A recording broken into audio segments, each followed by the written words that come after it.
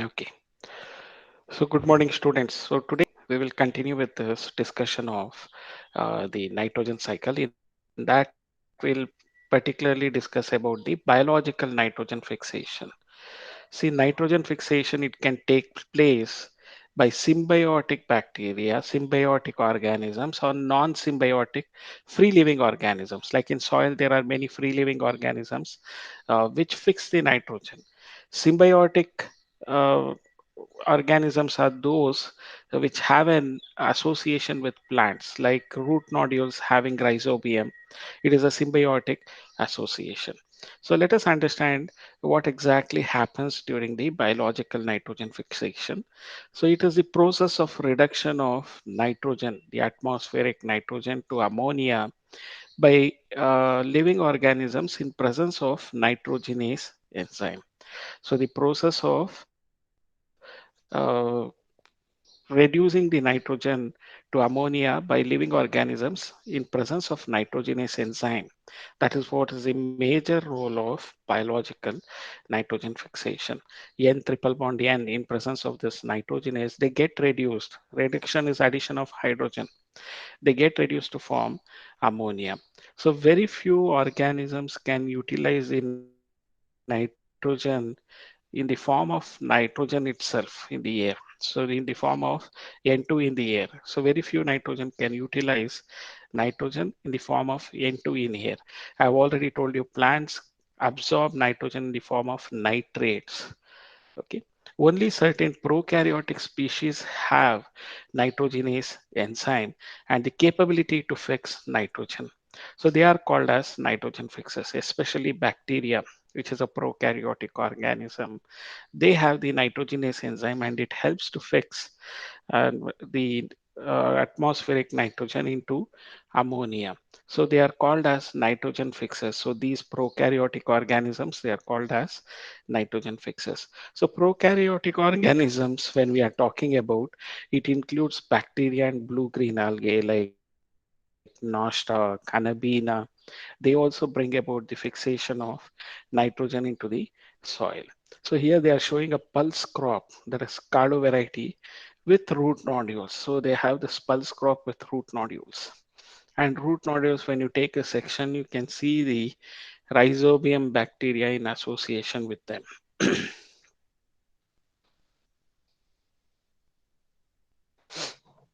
See, the nitrogen fixing microbes, they are of two types.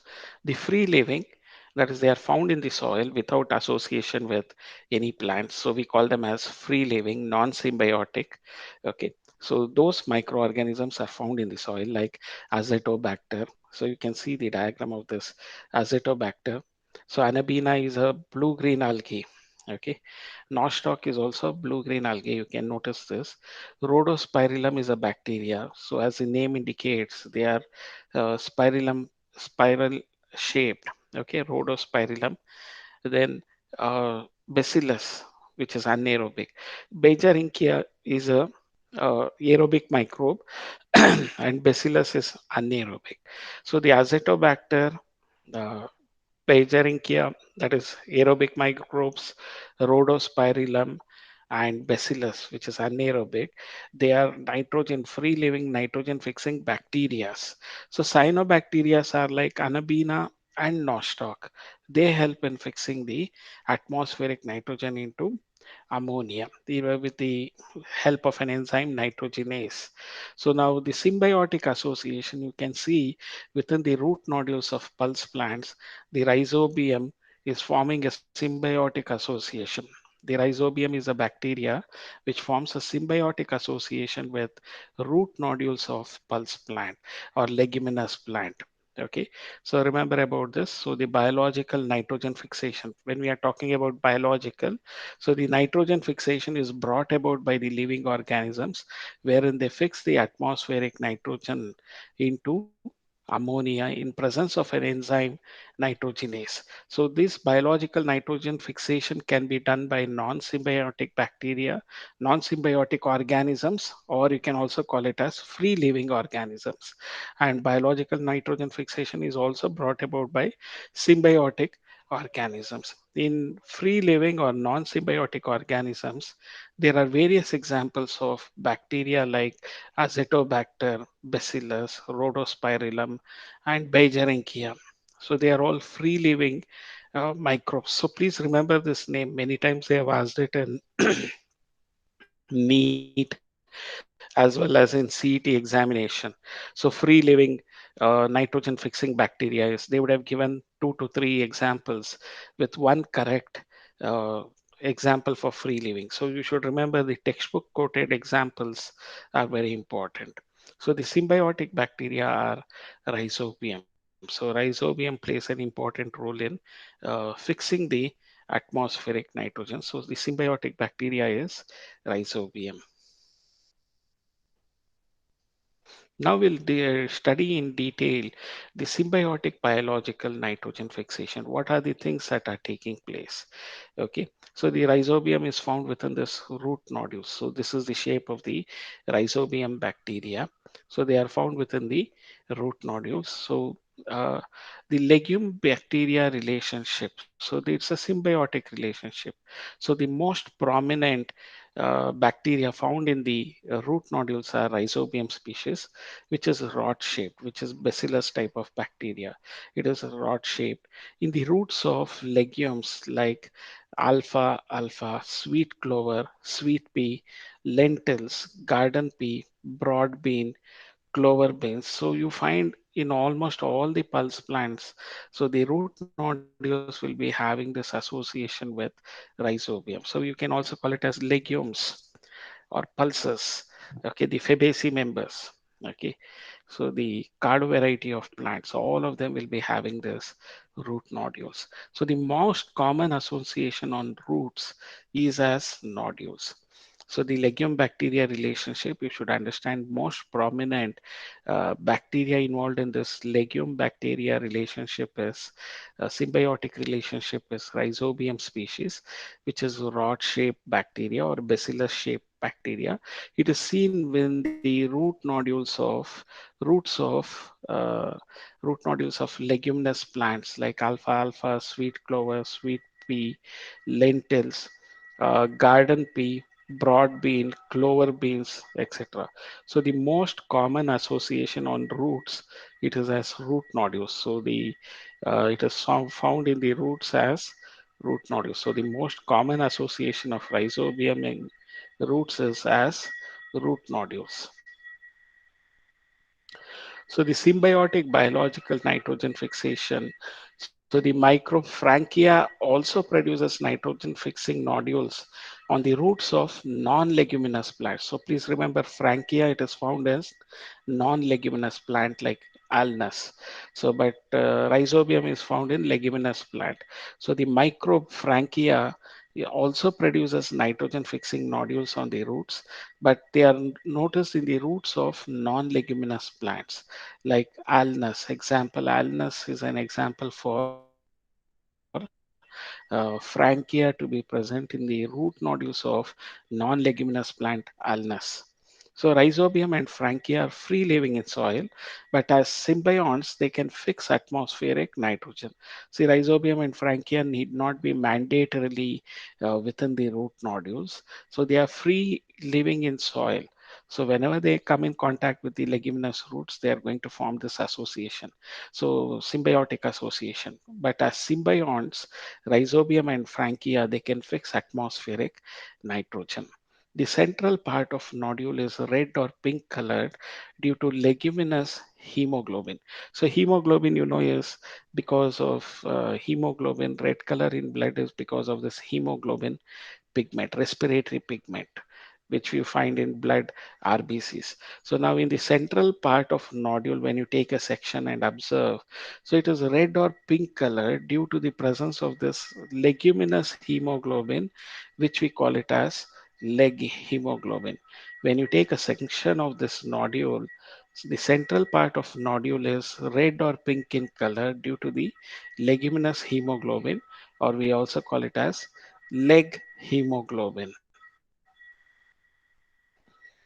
The principal stages in the nodule formation are, so the rhizobia multiply the rhizobia is going to multiply and they are going to surround and colonize the surroundings of the roots. So how is this rhizobium getting inside the leguminous root and how they are going to form nodules? So that we are going to study here. So the principal stages in the nodule formation are, so the rhizobium bacteria which are surrounding the uh, roots, leguminous roots, so they are going to multiply and they are going to colonize the roots, and they get attached to the epidermal and root hair cells. So this rhizobium bacteria gets attached to the epidermal and root hair cells. The root hair curls. So the root hair is going to curl and the bacteria invades this root hair. So there is a curling of root hair, and this bacteria, that is rhizobium bacteria, it invades the root hair. So only when there is a curling of the root hair, the bacteria is going to invade the root hair. So an infection thread is produced. So you can notice this bacteria is going to form a continuous thread-like structure, which we call it as infection thread. So an infection thread is produced carrying the bacteria into the root cortex. So they carry the bacteria to the root cortex where they are going to initiate the formation of nodules. So the root nodules are formed in the cortical regions. So how is this the rhizobium going to enter into this? So this diagram has been given in the textbook. You have to draw that in case if they ask you define the stages in the nodule formation or describe the principal stages in the nodule formation. So the rhizobium bacteria, they are going to multiply and colonize in and around the leguminous roots. So they are going to surround the epidermal cells and the root hairs. So the root hairs curls, and this is the time when the rhizobium bacteria infect the root hair and they invade the root hair, and they are going to invade it as an infection thread is produced. So the bacteria are going to, the rhizobium bacteria, they are going to produce a infection thread into root cortex through this root curl. So they are going to enter into the root cortex. The bacteria enters into the root cortex where they are going to initiate the formation of nodules, where they are going to, in the cortical region, they are going to initiate the formation of nodules. So the bacteria are released from the thread into the cells. So the bacteria which is in a thread infection stage, they are released into the cells. It leads to differentiation of this cortical cells are going to differentiate once they are all infected by this rhizobium. So it leads to differentiation of the uh, specialized nitrogen fixing cells. The nodule establishes a direct vascular connection with the host for exchange of nutrients. So the nodule that is formed, it establishes a direct vascular connection, that is xylem and phloem connection, with the host, that is the leguminous plants, for exchange of nutrients. So the bacteria helps in fixing the atmospheric nitrogen. In turn, they get the nutrients and shelter. So that is the reason they directly establish a connection where direct vascular connection is established with the host, that is the leguminous plant, for exchange of nutrients.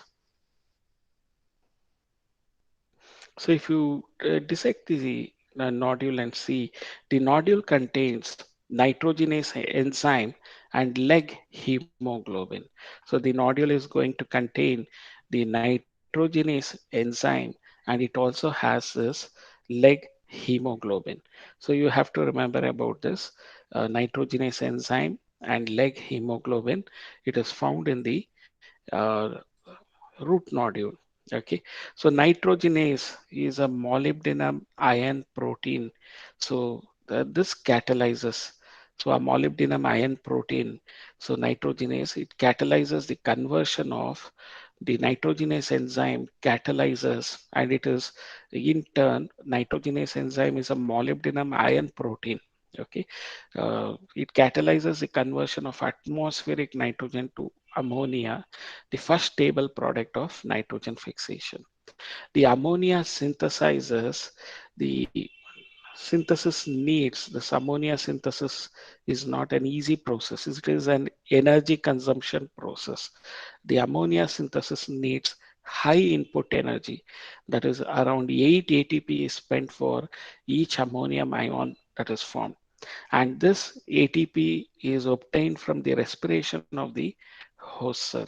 So to fix the atmospheric nitrogen into ammonia, every molecule of ammonia that is formed requires 8 ATP. And these ATPs are obtained from the respiration of the host cells.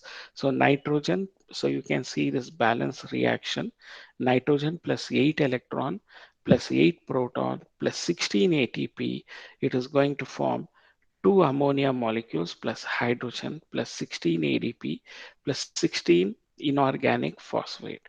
So you can see that for two ammonia molecules to form, they have spent around 16 ATP. There is expenditure of 16 ATP for formation of two molecules of ammonia. So for formation of one molecule of ammonia, it is going to be 8 ATP is going to be spent. So the nodule contains the nitrogenase enzyme and leg hemoglobin.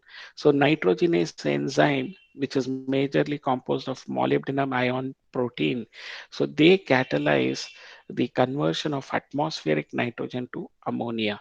The first stable product of nitrogen fixation is ammonia. See, for the formation of one ammonia, they have to spend uh, 8 ATP. So there is an expenditure of energy, so high amount of energy is utilized for the formation of ammonia. Single molecule of ammonia, 8 ATPs are utilized. Whereas this ATP is obtained, it is obtained from the respiration of the host cells. So the ATPs are obtained from the respiration of the host cells. This is the overall reaction, balance reaction of this formation of ammonia. Two molecules of ammonia is going to be formed in this reaction. So totally 16 ATPs are being utilized. See, nitrogenase enzyme is highly sensitive to oxygen. So it requires anaerobic conditions to protect from oxygen. So nitrogenase enzyme, it is highly sensitive to the molecular oxygen in the atmosphere. So it requires protection. It requires an anaerobic condition without any oxygen. So it requires an anaerobic condition. So the nitrogenase enzyme requires an anaerobic condition to protect itself from oxygen. For this, the leg hemoglobin, it acts as a oxygen scavenger. So something which feeds on oxygen. So we call it as oxygen scavenger. So for 1 mark, you should be knowing about leg hemoglobin is also called as oxygen scavenger. Okay, so these microbes live in aerobes under free living conditions. So these microbes are going to live in aerobic conditions, aerobic organisms under free living condition where nitrogen is not operational. So these microbes live as aerobes under free living condition where nitrogenase is not optional, operational. See, when the nitrogenase is present, free living in the soil, uh, when the bacteria, rhizobium is present in the soil as free living, they don't have to utilize nitrogenase. Only when they are in symbiotic association, they should utilize nitrogenase. For nitrogenase to be active, they should be in an anaerobic condition. Whereas in free living, they don't require nitrogenase activity. As a result, they in the free living, the rhizobium bacteria exist as aerobic organisms. Within the root nodules, they are anaerobic. So they avoid oxygen because oxygen can react with the nitrogenase enzyme. So nitrogenase is very sensitive to the molecular oxygen. So they should create, the rhizobium bacteria should have an anaerobic condition for the nitrogenase enzyme to act in the host cell, that is the root nodules. So that is done by leg hemoglobin. Leg hemoglobin, it consumes the oxygen and creates an anaerobic condition within the root nodule. So leg hemoglobin is an oxygen scavenger. So you should remember leg hemoglobin is an oxygen scavenger. So these microbes lives as aerobes and a free living condition, whereas nitrogenase is not operational in free living condition of rhizobium bacteria. But during nitrogen fixing events, they become anaerobic, that is within the root nodules, they become anaerobic.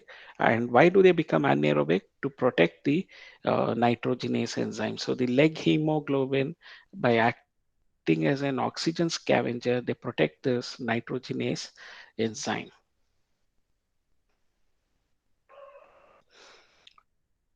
So the fate of ammonia. After the formation of ammonia, what is going to happen? So the ammonia is going to be from ammonia, amino acids are synthesized by two ways, that is reductive amination and transamination. So at physiological pH, the ammonia is protonated to form ammonium ions. So ammonia at physiological pH, the ammonia is protonated to form ammonium ions. They are converted to form ammonium ions. They can't exist as ammonia. They are converted to form ammonium ions. So most of the plants can assimilate nitrate and ammonium ions, but ammonium ion is quite toxic to plants, and so it cannot accumulate in them. So most of the plants can accumulate nitrogen in the form of ammonium ions and nitrates, but ammonium ion is toxic to plants and they cannot accumulate this ammonium ions. So in plants, ammonium ion is used to synthesize amino acids by two ways. One is reductive amination, another is transamination. So in you should remember reduction. I have told you the different uh, ways to remember reduction is definition for reduction is addition of hydrogen is also reduction. Removal of oxygen is also reduction. Then I told you RIG. Reduction is gain of electrons. If they gain electron also it is reduction. Similarly, oxidation is uh, gain of electrons. Addition of oxygen is going to be oxidation. Removal of hydrogen is also oxidation. Then there is one more definition for oxidation, oil, OIL. Oxidation is loss of electrons. Reduction is gain of electrons, oxidation is loss of electrons. So these are the different definitions of oxidation and reduction that you should be aware about, because further in chemistry also you'll be studying in detail about them. So remember this mnemonics, oil and rig. Reduction is uh, gain of electrons, oxygen is loss of electrons. Oil, oxygen is loss of electrons. Rig, RIG, reduction is gain of electrons. So the ammonium ions are toxic within the plants.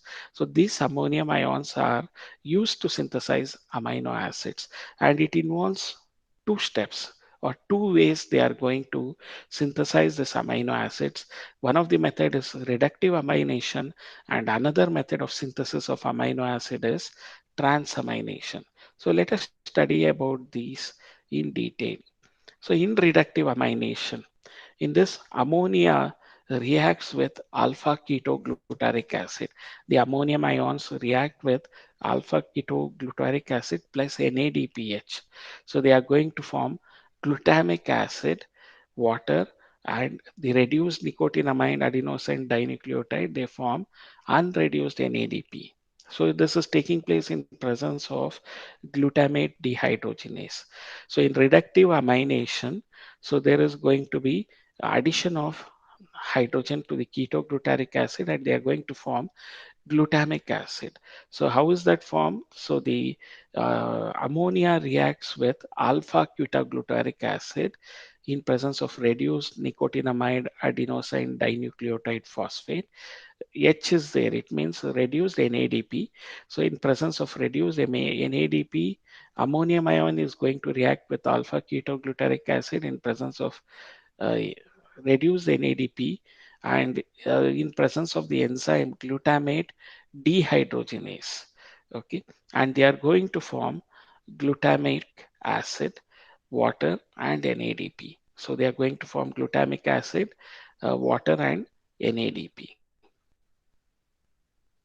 So that is the process of reductive amination, which is very simple process. In this process, the ammonium ion is added to alpha ketoglutarate acid in presence of glutamate dehydrogenase to form glutamic acid.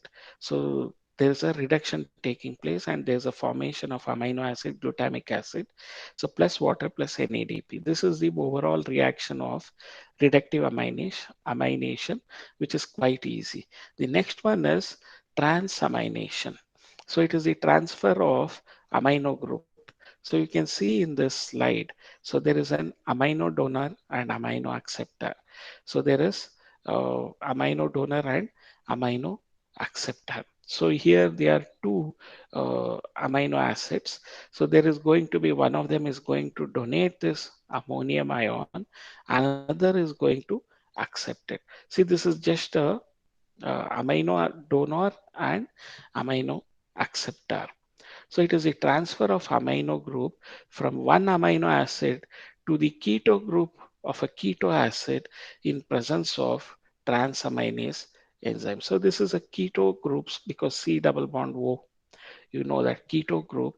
So the amino acid, it is a transfer of amino group from an one amino acid to the keto group of a keto acid. So this is a keto acid, a keto group of keto acid in presence of transaminase enzyme. So the example they have given is glutamic acid is the main amino acid from which the transfer of uh, amino groups takes place and other amino acids are formed through transamination. So the transfer of amino group from one amino acid to the keto group of another keto acid in presence of transaminase. So they have ketone group. That is why we call it as keto group of keto acid in presence of transaminase enzyme. So we call it as transamination. So there is a transfer of amino group from an amino acid to a keto group of keto acid. So in presence of transaminase enzyme. So the glutamic acid is the main amino acid from which the transfer of the amino group takes place and other amino acids are formed through transamination. So the main amino acid is amino donor in most of the cases is glutamic acid from which the transfer of ammonia amino or ammonia takes place, amino group takes place, and other amino acids are formed. So through this activity of transaminase enzyme, so there is a transfer of amino group that is brought about by transaminase enzyme. So that is the way of converting this toxic ammonia into the non-toxic forms. They are utilized in the formation of amino acids. So this is how they are utilized. So most of the time, the amino donor is glutamic acid from which the amino group is transferred to other keto acids to form the amino acids. So a large number of amino acids are formed through transamination by the transfer of amino group. See the asparginine, aspargine and glutamine. They are the two important amides found in plants. So they are the structural part of proteins. So the aspargine and glutamine are the two important amides found in plants. They are the structural part of proteins. So the amides like aspargine and glutamine, they are the two important amides. They are found in plants and they are the structural part of proteins. So they are formed from two amino acids. So the aspargine and glutamine, they are formed from two amino acid, that is aspartic acid and glutamic acid by addition of another amino group to each of them. So the hydroxyl part of the acid is replaced by another amino radical. So in aspartic acid, excuse me, in aspartic acid and glutamic acid, so the OH group of the uh, COOH, the OH group of the COOH or acidic part of it, it is transferred by another amino group to each of them. That is how they are formed.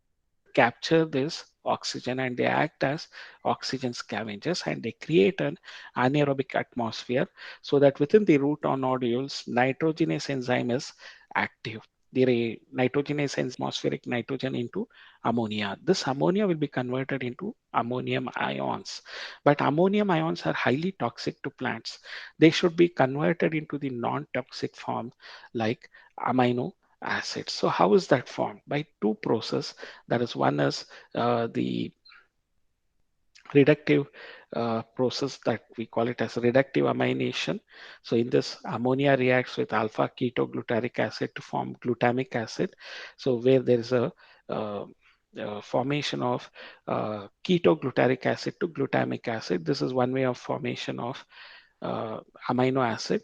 Okay. The other one is transamination, where there is a transfer of amino group from one amino acid to the keto group of a keto acid in presence of a transaminase enzyme.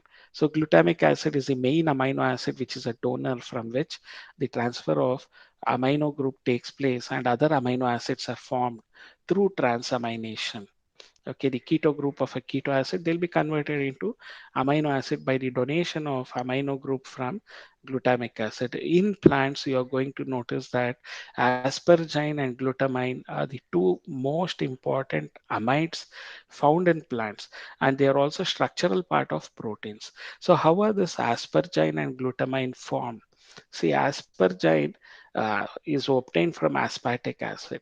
So aspartic acid is going to the OH group of this aspartic acid will be replaced. The OH group of the acid part, that is COOH, is replaced by the addition of amino radical. As a result, the glutamic acid becomes glutamine, aspartic acid become aspargine. So aspargine they are going to become. So aspargine and glutamine are the two important amides found in plants. So since amides contain more nitrogen than the amino acids, so amides are transported to other parts of the plant through the xylem vessels. Along with ascent of sap, these amides are also transferred to other parts of the plant through the xylem vessels. So since they contain more nitrogen than amino acid, amides are transported through the to all the other parts of the plant via xylem vessels. In addition, along with the transpiration stream, the nodules of some plants like uh, so transpiration stream is there. Along with that, the nodules of some plants like soya bean, they are going to export the fixed nitrogen as urites. So these urites have higher nitrogen ratio to carbon ratio. So higher nitrogen to carbon ratio they have in case of urites, especially the root nodules of soya bean. They'll be exporting the fixed nitrogen as urites. So these urites have high nitrogen to carbon ratio. So that completes our discussion of the topic of mineral nutrition. Okay, so this is what you have to remember about in this topic. Okay, so dear students, you have any doubts or clarifications?